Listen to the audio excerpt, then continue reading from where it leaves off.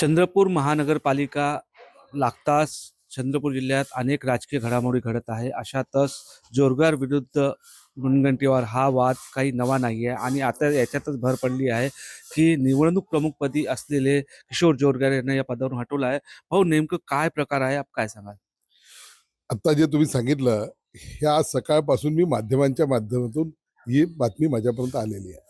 निश्चितपणे मला जेवढी पक्षाची रचना माहिती आहे, कळते, त्यामध्ये निवडणूक प्रमुख हा त्या विधानसभा क्षेत्रातला रहिवासी हा प्रमुख असतो. कारण की तिथली भौगोलिक स्थिती, तिथली राजकीय स्थिती, तिथली जातीय गणितं ही तिथल्या लोकल माणसाला अधिक प्रभावीपणे माहिती असतात. निवडणूक निरीक्षक आणि निवडणूक प्रभारी हे मात्र जिल्ह्याच्या विधानसभेच्या बाहेरचे लोक असतात. आता नेमकं ते कोणत्या पदावर त्यांची नियुक्ती झालेली आहे, निवड झालेली आहे, मला काही माहिती नाही. परंतु तुम्ही जे सांगत आहात त्याची मी आता शहानिशा करेल आणि सायंकाळी आमची बैठकही तशी आहेच आहे. त्यामध्ये याबद्दलची स्पष्टता होईल. कुठेतरी मुनगंटीवार हे मुख्यमंत्र्यांशी भेटले 2 दिवसा अगोदर, त्यानंतर हे पूर्ण घडामोडी घडल्या.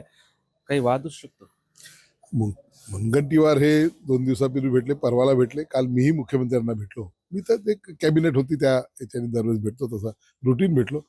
परंतु त्यामध्ये काय बोलणं झालं, काय मला काय कसं कळणार? खूप ते दोन्ही मोठे वरिष्ठ नेते आहेत, राज्य पातळीवरचे नेते आहेत. त्यामुळे माझं काम हे आपल्या स्थानिक पातळीवरचं, राज्य पातळीवरचं माझं काम नाही. त्यामुळे मी काही त्यांच्या भेटीकडे मी काही पाहणं आणि त्याला याच्याशी जोडणं हे मला काही संयुक्तिक वाटत नाही. खासदार अजय संचेती जे इथले निवडणूक प्रमुख बनले आहे, ते इथं जेव्हा हे कार्यभार सांभाळतील तर काही फरक पडणार का महानगरपालिकेच्या निवडणुकीत? हे बघा, एक गोष्ट आहे की ज्या पद्धतीचे निकाल आता या जिल्ह्यामध्ये लागले, भारतीय जनता पार्टीला 11 पैकी केवळ एका ठिकाणी विजय मिळाला. तर स्वाभाविकपणे पुढच्या निवडणुकांच्या विषयी पक्ष नेतृत्वाला चिंता वाटणं स्वाभाविक आहे. आणि त्याच्यातून हा निर्णय झाला आहे का, की अधिक कोणी यांना जोडावं असं वाटलं का? म्हणजे राज्याच्या या जिल्ह्याच्या बाहेरच्या एखाद्या व्यक्तीला जोडावं असं कदाचित पक्षाला वाटलं असेल, म्हणून हा निर्णय झाला असेल. पुढची भूमिका काय असणार? आज बैठक देखील आहे आपली. बैठकीमध्ये काय मागणी करणार आहे? बैठक आज आमची ही निवडणुकीच्या नियोजनाच्या दृष्टिकोनातून आहे. निवडणूक कशी करायची, निवडणुकीमध्ये युती करायची का, जे आमचे सहकारी मित्रपक्ष आहेत ते, आणि एकंदरच निवडणुकीचं संचालन कसं व्हावं, निवडणुकीच्या नियोजनाची बैठक असावी आहे असं मला या ठिकाणी म्हणायचं. तर हे होते आमदार किशोर जोरगार. निलेश दहाड, TV9 मराठी, चंद्रपूर.